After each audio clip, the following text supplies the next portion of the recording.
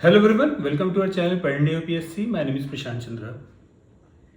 तो फाइनली परसों से चालू हो जाएगा। जो बच्चे मेंस लिख रहे हैं यूपीएससी 2025 का मेंस लिख रहे हैं, 22 तारीख से स्टार्ट है, फ्राइडे से आपका पेपर।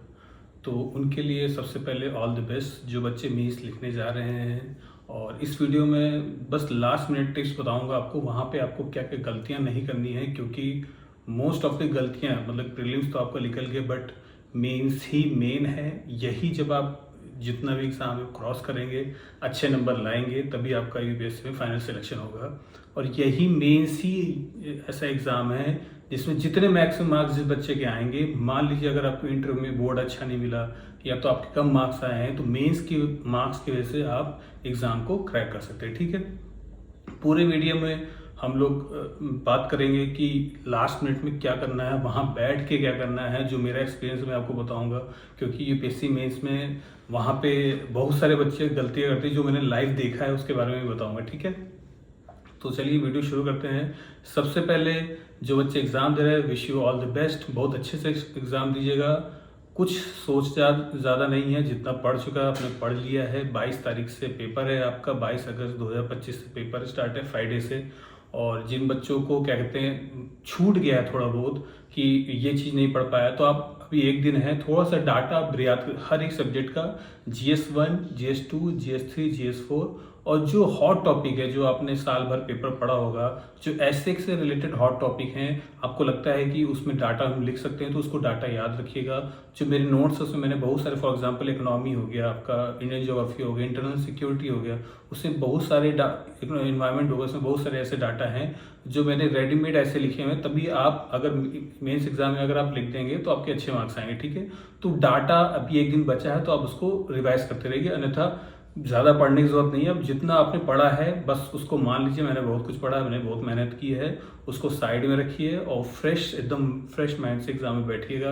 कोई हड़बड़ी नहीं करनी है। पहला चीज़, कोई भी हड़बड़ाहट एग्जाम में नहीं करनी है, एकदम कूल माइंड से जाना है आपको।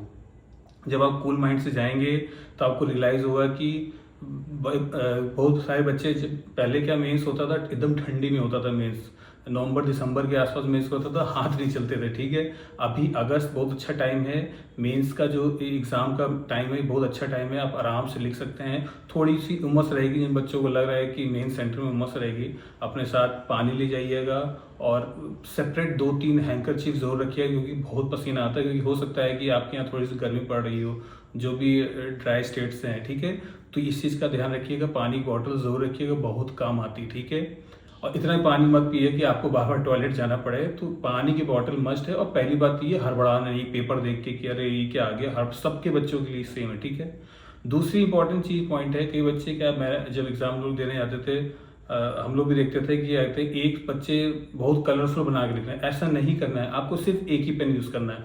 जो बच्चे ब्लैक यूज कर रहे हैं ब्लैक यूज करिए, ब्लू यूज कर रहे हैं ब्लू यूज करिए। एक ही पेन से हेडिंग डालना है, उसको अंडरलाइन कर दीजिए, और एक ही पेन पूरे एग्जाम में लिखना है। ऐसा नहीं कि रेड पेन यूज कर रहे हैं फिर ब्लैक पेन यूज कर रहे हैं, ऐसा नहीं करना है। हो सकता है यूपीएससी से मार्क्स भी काट ले, बट सबसे ज़्यादा इंपॉर्टेंट चीज़ है इसमें टाइम वेस्ट होता है। क्योंकि मेरे साथ बहुत सारे ऐसे बच्चे थे जो एक पेपर कंप्लीट करके ही नहीं आ पाते थे। किसी से 10 क्वेश्चन होता था, किसी से 15 क्वेश्चन, किसी का 5-5, 6-6 क्वेश्चन छूट ही जाता था। और ये छूटता है अगर आपने स्पीड में नहीं लिखा है। तो इसका सबसे बड़ा फैक्टर होता है जो 2 पेन यूज़ करते हैं। 2 पेन यूज़ नहीं करना है, एक सिंगल ब्लू पेन यूज़ करिए, उसी से आप हेडिंग डालिए और पूरा एग्जाम आप उसको अच्छे से लिखिए। ठीक है, दूसरी चीज़ है। तीसरी इंपॉर्टेंट चीज़ क्या है, जब वहाँ पे आप एग्ज़ाम में बैठेंगे तो फॉर एग्जांपल ऐसे पेपर में आता है आपका, जो पहला आपको मैं बता रहा हूँ, पहला जो पेपर है वो आपका ऐसे से ही है, 22 अगस्त को जो है। ठीक है, 23 तारीख ऐसे है, पहला ऐसे ही रहेगा। 23 तारीख को आपका पेपर 2 है और पेपर 3 है, मतलब जनरल GS1 और GS2 है। और 24 तारीख को है, 24 अगस्त को है आपका जनरल पेपर 3, पेपर वही GS3 है और GS4 है। ठीक है, उसके बाद बहुत दिन की छुट्टी है, 6 दिन की। उसके बाद 30 तारीख को आपका पेपर A लैंग्वेज, जिनका लैंग्वेज का पेपर होता है, जैसे मदर टंग जिसका हिंदी तो हिंदी होगा। ठीक है, जिसने चूज़ किया होगा। पेपर B जो कंपलसरी इंग्लिश है वो आपको देना ही देना है। ठीक है, फिर 31 तारीख को लास्ट पेपर, ऑप्शनल पेपर 1 और ऑप्शनल पेपर 2। ठीक है, तो पहला ऐसे सपोज करिए आपका पहला एग्जाम, ऐसे में बहुत टाइम मिलता है। इतना टाइम मिलता है कि आप आराम से 2 ऐसे लिख लेंगे, सेक्शन A सेक्शन B में ऐसे जाते हैं, आराम से लिख सकते हैं। खाली फॉर एग्जांपल मैं अपनी बात बताता हूँ, तो हम लोग मैंने जब पहली बार मेंस लिखा था तो उसमें मेरे इतने अच्छे मार्क्स नहीं आते क्योंकि मैंने बहुत टेक्निकल क्या कहते हैं मेंस लिख दिया था। मतलब ऐसे जो है बहुत ही टेक्निकल लिख दिया था, मतलब कि ऐसे आपको लिखना है एकदम सिंपल बच्चों की लैंग्वेज में, ज़्यादा हाईफाई ग्रामेटिकल भी नहीं लिखना है कि शशि थरूर टाइप आपको एग्जामिनर को समझ में नहीं आ रहा है क्या है, और ज़्यादा एकदम बेकार नहीं लिखना है। थोड़ा सा ऐसा सेंटेंस फॉर्मेट लिखना है कि बच्चों को मतलब एग्जाम एज ए बच्चा एज ए स्टूडेंट मैं अगर पढ़ रहा हूँ तो मुझे समझ में आ जाए। यही चीज़ एग्जामिनर भी चाहता है, ठीक है। ऐसे को बहुत अच्छे से चूज़ करना है, ज़्यादा टेक्निकल ऐसे चूज़ नहीं करना है। अगर टेक्निकल ऐसे आप लिखेंगे तो हो सकता है जो इंग्लिश का एग्जामिनर चेक कर रहा हो उसको जीएस की नॉलेज तो होगी, बट वो आपकी टेक्निकल नॉलेज ऐसे में नहीं चेक कर रहा है, आपका व्यू ऑफ पॉइंट ले रहा है कि अगर सपोज करिए कोई फिलोसफिकल ऐसे आया, आप क्या सोच रहे हैं, आपका पॉइंट ऑफ व्यू ले रहा है, ठीक है। तो इस बारे में जैसे मैंने ऐसे कैसे लिखना है बहुत सारे मैंने पहले ही बताया है आपको। ऐसे को कैसे लिखना है, पहले आपको रफ बनाना है। रफ में जितना भी ऐसे है पहले पीछे वाली शीट में एक ऐसे का रफ बना लीजिए और 1 घंटे में उसको कवर करिए, फिर दूसरे घंटे में दूसरा ऐसे कवर करिए। तब भी आपके पास क्या कहते हैं आधे 1 घंटे का 1 घंटे का तब भी टाइम लिमिट पड़ जाता है। बहुत आराम से पहले 30 मिनट आपको रफ ही लिखना है, ट्रस्ट मी। जो बच्चे शुरुआत से ही जैसे पेपर आया लिखा शुरुआत से ही ऐसे लिखना चालू किया वो हमेशा गलती करते हैं। तो आपको हमेशा, जो कि मैंने पहले वीडियोस में बताया है, कि हमेशा पहले रफ बनाना है। 30 मिनट पूरा ऐसे का पूरा रफ बना के उसका पूरा स्ट्रक्चर बना लीजिए, मेरे को लिखना कैसे है, इंट्रोडक्शन में कैसे जाना है, फिर टाइमलाइन कैसे लिखना है, फिर मेन बॉडी कैसे लिखना है, फिर कंक्लूजन कैसे देना है, उस हिसाब से। फॉर एग्जाम्पल अगर फार्मिंग से रिलेटेड आता है, एग्रीकल्चर से रिलेटेड आता है, आपको यार कोई ऐसा सिक्योरिटी से रिलेटेड आता है, आपको स्कीम्स कंक्लूजन बताना है कि हाँ सरकार ने अच्छा काम किया है, और हमेशा पॉजिटिव कंक्लूजन देना है, निगेटिव कंक्लूजन नहीं देना है। निगेटिव अगर आप लिख भी रहे हैं तो ऐसा लिखिए कि एकदम आपको क्रिटिकल नहीं, एकदम क्रिटिकल आपने लिख दिया सरकार के विरुद्ध ही, सरकार के खिलाफ लिख दिया कि सब जो काम कर रही है सरकार गलती कर रही है, ऐसे नहीं लिखना है, ठीक है। हमेशा conclusion should be on the positive note, मतलब कि हमेशा जब भी आप कंक्लूजन लिखेंगे तो हमेशा पॉजिटिव ही रहना चाहिए, ठीक है। और ऐसे में याद रखिएगा कोई भी जानबूझ के टेक्निकल ऐसे, फॉर एग्जांपल एक बार जब ऐसे आया था हम लोग के टाइम में, तो भारत पाकिस्तान के था, वो एक्चुअली फिलोसफिकल एंगल से पूछा गया, तो मैंने टेक्निकल बॉर्डर इश्यूज से रिलेटेड था, सॉरी, तो उसको टेक्निकल लैंग्वेज में लिख दिया, बॉर्डर ये वो। तो जो पिछली बार मेरे 132 आए थे उसके बाद मेरे 100 के या 100 102 ऐसे नंबर आए, तो 20-30 नंबर का फर्क जब मैं लिख लिया उसके बाद मेरे को समझ आ रही मैंने क्या गलत लिख दिया। उसके बाद मैंने थोड़ा सा मोल्ड करने की कोशिश की, बट वो टाइम बीत गया था। और पहला पेपर जब आपका खराब हो जाता है तो दूसरे पेपर में थोड़ा सा डिमोटिवेशन होता है, तो लोग बच्चे डिमोटिवेट, पहला पेपर खराब हो गया। तो वैसे बहुत सारे बच्चे कम बैक कर लेते हैं GS 1 2 3 4 में, बट पहले से ही आप सचेत रहें। ऐसे में याद रखिएगा कोई भी टेक्निकल नहीं लेना है। अगर आप टेक्निकल ले भी रहे हैं तो उसको इस लैंग्वेज में लिखना है ताकि सामने वाला जो एग्जाम है उसको समझ में आ जाए, एकदम सिंपल लैंग्वेज। देखिए मेरी भी इंग्लिश ज़्यादा अच्छी नहीं है, लेकिन मैंने वहाँ जो लिखा था एकदम सिंपल लैंग्वेज में लिखा था। मेरे भी 130 132 125 या 101 सबसे लोवेस्ट 94 गया है, तो वो इसलिए गया था क्योंकि 90s में आया था, क्योंकि मैंने टेक्निकल ऐसे लिखा। तो जनरली अगर आप नॉर्मल लैंग्वेज नॉर्मल इंग्लिश में और अच्छे कंक्लूजन में लिख के आ रहे हैं, प्रॉपर स्ट्रक्चर जो मैंने पहले वीडियोस में बताया है बहुत सारे कि आपको ऐसे कैसे लिखना है, वो सब आप अगर फॉलो करेंगे तो आपके 125 से लेकर 130 मार्क्स आराम से आ जाएंगे, जो कि गुड स्कोर है ऐसे में, ठीक है। इसी तरह GS 1 हो गया, GS 2 हो गया, GS 3 हो गया, GS 4 हो गया, जो भी जितने भी उसमें क्वेश्चंस आते हैं आपको सारे क्वेश्चंस करके आने हैं, कोई भी एक क्वेश्चन नहीं छूटने देना है। क्योंकि ट्रस्ट में जब कहते हैं ना जिनका 20 मार्क्स से रुकता है या 10 मार्क्स से रुकता है, तो वो बच्चे बाद में सोचते हैं एग्जाम होने के बाद कि काश जो है एक नंबर सब में क्वेश्चन में आ गया होता, या 0.5 ही आ गया होता तो मेरे बहुत अच्छे मार्क्स आते, मेरे बाद मेरा सिलेक्शन होता। ये हम लोग भी झेले हैं, बहुत सारे बच्चे झेलते हैं। इसीलिए मैं बता रहा हूँ, अपने एक्सपीरियंस से बता रहा हूँ कि सारे क्वेश्चन करके आने हैं। GS 1 2 3 4 में सारे क्वेश्चन करने हैं। सपोज करिए आपको क्वेश्चन के बारे में कुछ पता ही नहीं है तो कुछ भी लिखिए, आपको ऐसा लिखिए, मेन बॉडी स्ट्रक्चर लिख दीजिए, एटलीस्ट 1 नंबर तो आपको मिलेगा ना। उस पर आपको लग रहा है नहीं लिख पा रहे हैं, टाइम वेस्ट मत करिए, लेकिन कुछ भी लिख के आइए। कुछ भी इन द सेंस, इतना आप जो बच्चे प्रीलिम्स पढ़े हैं तो उनको थोड़ा बहुत लिखने की नॉलेज हो गई होगी। सपोज करिए ज्योग्राफी से ऐसा क्वेश्चन आता है कि आपको ये टर्म, जो बच्चे नॉन ज्योग्राफी वाले स्टूडेंट है, जो GS वाले खाली हैं, उनका ज्योग्राफी ऑप्शनल नहीं है, बहुत सारे क्वेश्चंस ऐसे आते हैं तो जो बच्चों को पता ही नहीं होता यार ये कहाँ से क्वेश्चन पूछ लिया, लेकिन एज ए ऑप्शन बच्चों को पता रहता है। फॉर एग्जाम्पल पबैड में भी हो सकता है, पॉलिटिकल साइंस में हो सकता है। ऐसे क्वेश्चन पूछे जाए जीएस में जो आपको नहीं पता है, बट उसको बना के किसी तरह आपको लिखना है, क्योंकि तभी तो आप देखिए ना यूपीएससी में कट ऑफ क्यों कम हो जाता है, क्योंकि सबको नहीं पता होता सब कुछ, राइट। ऑलमोस्ट 30-35% आपको सिलेक्शन हो जाता है, वो अच्छी रैंक आती है आपकी। तो इसलिए मैं बोल रहा हूँ कि सारे क्वेश्चंस करके आने हैं। पहले मेरे हिसाब से पहले जो ज़्यादा मार्क्स का क्वेश्चन है पीछे से चालू करिए, 10 क्वेश्चन ज़्यादा मार्क्स का क्वेश्चन है उसको फॉलो करिए, उसको सॉल्व करिए। पहले जितना ज़्यादा आप अच्छे से लिख पाएंगे उसमें मार्क्स ज़्यादा मिलने के चांसेस ज़्यादा रहते हैं। उसके बाद जो कम मार्क्स क्वेश्चन है उसको पहले सॉल्व करिए, जो कि उसमें तो आपको जो आपको क्वेश्चन बुकलेट मिलती है उसमें आंसर भी मिलता है। पहले क्या होता था कि आपको स्पेस नहीं मिलती थी, अब तो आपको पूरा ब्रैकेट में स्पेस मिलता है, आपको उसी के अंदर लिखना है, उससे बाहर नहीं जाना है, ठीक है। अच्छा, एक चीज़ जो ऐसे में छूट गया, बच्चे पूछ रहे थे कि सर 1000 वर्ड में लिखना है, 2000 वर्ड में लिखना है। इतने वर्ड में लिखना है कि जितना लिमिट आपने यूपीएससी ने लिखा है उससे कम नहीं लिखना है। जब आप जनरली 4 से 5 पेज आप भर देंगे तो 1000 वर्ड या 1500 के वर्ड के आसपास हो जाता है, ठीक है। तो आपको कंप्लीट करना है पहले। ये इंपॉर्टेंट है कि अब मान लीजिए आपसे छूट भी गया तो ये मत सोचिए यार मैंने कम लिखा है, लेकिन आपने कंप्लीट अगर कर लिया, अच्छे से समझा दिया, तो आपको मार्क्स तब भी मिलेगा, ठीक है।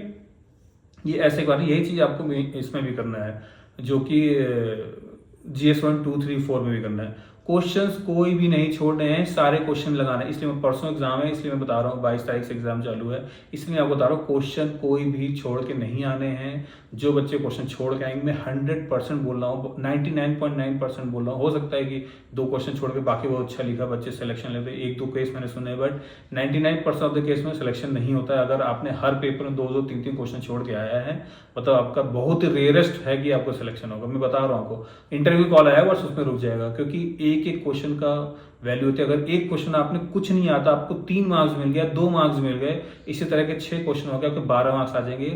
कई सारे बच्चों का 10-10 मार्क्स का, 15-15 मार्क्स का, 20-20 मार्क्स से जब रुकता है बहुत बुरा लगता है, हम लोग झेले हुए हैं, ठीक है। तो सारे क्वेश्चंस करके आने हैं, ये बहुत इंपॉर्टेंट चीज है। जो बच्चों को लग रहा है कि नहीं आ रहा, उसको तब भी आप सॉल्व करके आइए, ठीक है।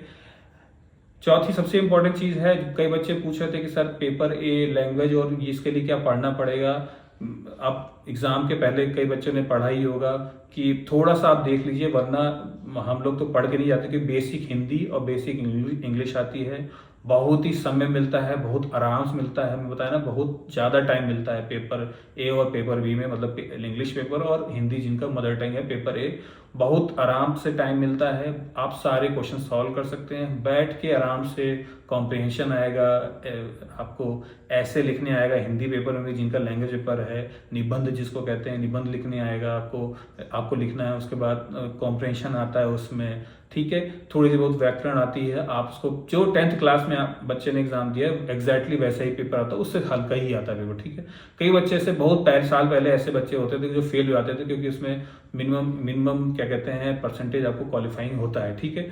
तो हो सकता है कि बच्चे बहुत ज्यादा बिरले बच्चे फेल, बट मोस्टली जो बच्चे बेसिक तैयारी कर रहे हैं वो कहीं फेल नहीं होता इसमें, ठीक है। कोई फेल नहीं होता है, बहुत अच्छे मार्क्स मिलते हैं।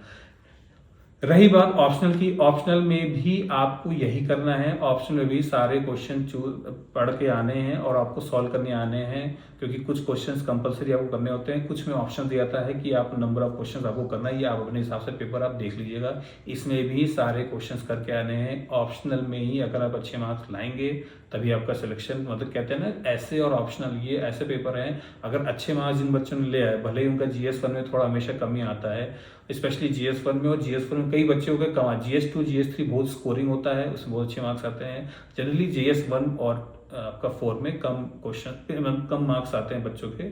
इसीलिए बोला जाता है कि अगर ऑप्शनल में और अगर आपको क्या कहते हैं ऐसे में अच्छे मार्क्स आए हैं तो बहुत अच्छे मार्क्स आप ला सकते हैं, मतलब कि बहुत अच्छे रैंक आपको मिल सकती है, ठीक है। तो ऑप्शनल में भी यही करना है, पूरे क्वेश्चन सॉल्व करके आने हैं, कोई क्वेश्चन नहीं छोड़ना है। ऑप्शनल का अब आई होप आपने लोगों ने टेस्ट सीरीज लगाया होगा, लगभग जितने ज़्यादा बच्चों ने टेस्ट सीरीज लगाई होगी वो ज़्यादा क्वेश्चन सॉल्व करने के उसमें रहेंगे, ठीक है। अगर आपको कोई और डाउट है तो कमेंट में लिखिए, या अगर जो बच्चे मेंस लिख रहे हैं जिनको डाउट है मेरे को कॉल करिए, कॉन्टैक्ट नंबर आपको लिखा ही होगा, ठीक है, आपको आ रहा होगा। अगर आपको क्या कहते हैं डाउट है तो आप मेरे को पूछ सकते हैं, क्योंकि एग्जाम है। और दूसरी बात यह है कि एग्जाम एकदम क्लियर माइंड, ओपन माइंड से देख के आना है, एकदम हंस खेल के देना है, परेशान होकर नहीं करना है। जो बच्चे परेशानी से एग्ज़ाम देते हैं और जो बच्चे घबरा के देते हैं वो उनका क्लियर नहीं होता है। मैंने पहले ही आपको बताया ना, एग्ज़ाम में आपको देखना है पहले 5 मिनट, 5 मिनट से 10 मिनट पहले 5 मिनट आप ले लीजिए, पेपर देखिए, पेपर कैसा आया है। अगर आपको पहला क्वेश्चन नहीं आ रहा, दूसरा क्वेश्चन है, तीसरा क्वेश्चन नहीं आ रहा, ऐसा नहीं है कि घबराना है कि बैठ कर अब तो गया पेपर, नहीं। आपके साथ हो रहा है तो बहुत सारे बच्चों के साथ ही ऐसा हो रहा है जो कि सिलेक्शन लेंगे भी, ठीक है। इसलिए यूपीएससी में कम मार्क्स भी कट ऑफ जाता है, ठीक है।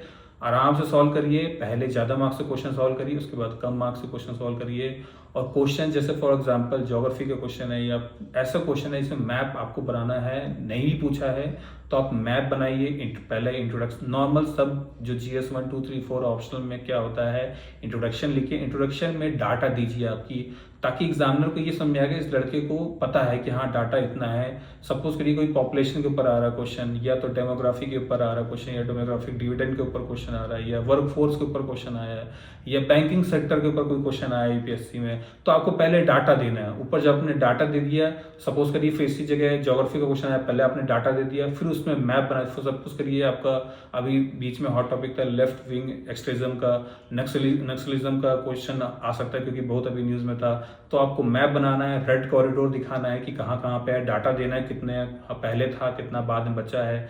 फिर मेन बॉडी लाइन प्रॉब्लम क्या आ रही है, ऐसे मान लीजिए अगर क्वेश्चन पूछता है प्रॉब्लम, उसका क्रिटिकल एनालिसिस अगर लिखा है तो क्रिटिकल एनालिसिस मतलब कि पहले लिमिटेशंस बतानी है, फिर उसके थोड़े से प्रॉज बताने हैं, कौन सी बताइए, ठीक है। उसके बाद कंक्लूजन में आपको सरकार की जितनी भी आपकी क्या कहते हैं नीतियां हैं, जितनी भी आपके सरकार ने पॉलिसीज लाई है, क्या क्या पॉलिसीज लाया है, कब कब खत्म करना है, तो उसको क्या कहते हैं नीचे क्या कहते हैं पूरा पॉजिटिव नोट में आपको लिखना है। चाहे क्रिटिकल एनालिसिस तब भी आपको पॉजिटिव नोट में लिखना है। कभी कभी वैसे आपका व्यू पूछता है, अपना व्यू बताइए और बताइए कि सरकार इस पर क्या काम कर रही है, कहाँ लैकिंग है, तो उसको काम कैसे सुधार सकता है। मतलब कि आपको थोड़ा पॉजिटिव होकर लिखना है, एकदम क्या कहते हैं एक्सट्रीज्म में नहीं आना, एक्सट्रीम में लेके नहीं लिखना, ठीक। जैसे आप द हिंदू में पढ़ते हैं वैसा नहीं लिखना है। द हिंदू में कभी कभी बहुत ज़्यादा एक्सट्रीम दे देता है कि मतलब सरकार सब खराब ही कर रही है, कुछ अच्छा नहीं कर रही है। ऐसा नहीं है, सरकार हमेशा अच्छा ही करती है, वो आपका पॉइंट ऑफ व्यू है, आपको कैसे लेना है, ठीक है। यूपीएससी हमेशा तरक्की वाली बातें करता है, इनोवेशन वाली बात क्वेश्चन ज़्यादा पूछता है, तो अच्छा लिखना है आपको, ठीक है। एकदम बेकार आंसर लिखे नहीं कहना है कि लिमिटेशन है, ये सब खराब है, ये खराब वो खराब है, ठीक है। जैसा आजकल माहौल चल रहा है, कुछ खराब नहीं, सब अच्छा है। आपको अपने हिसाब से लिखना है जैसा क्वेश्चन पूछा है, बट आपको हमेशा पॉजिटिव नोट में ही लिखना है, आंसर एंड करना है, ठीक है। अगर कोई क्वेश्चन है बच्चों को, आपको क्वेश्चन है, आपको एग्जाम में लग रहा है कि समझ में नहीं आ रहा है, तो कमेंट बॉक्स में लिखिए या मुझे कॉल करिए, मैं उसको डाउट क्लियर करने की कोशिश करूंगा, ठीक है। जिन बच्चों को नोट्स चाहिए यूपीएससी के, जिसमें मैंने पूरा डिटेल में नोट्स में बताया है, मेंस के लिए भी, प्रीलिम्स के लिए भी, और सारे डाटा जो है अपडेटेड है। जिन बच्चों अभी हमारे पास 14 GS नोट्स अवेलेबल है, आपके स्क्रीन में आ रहा होगा। जिन बच्चों को नोट्स चाहिए, डिस्क्रिप्शन बॉक्स में लिंक है, ऊपर व्हाट्सएप नंबर आ रहा होगा, उसमें आप व्हाट्सएप करिए, आपको सारा डिटेल प्रोसीजर मिल जाएगा कैसे परचेज करना है, ठीक है। Okay, all the best, thank you.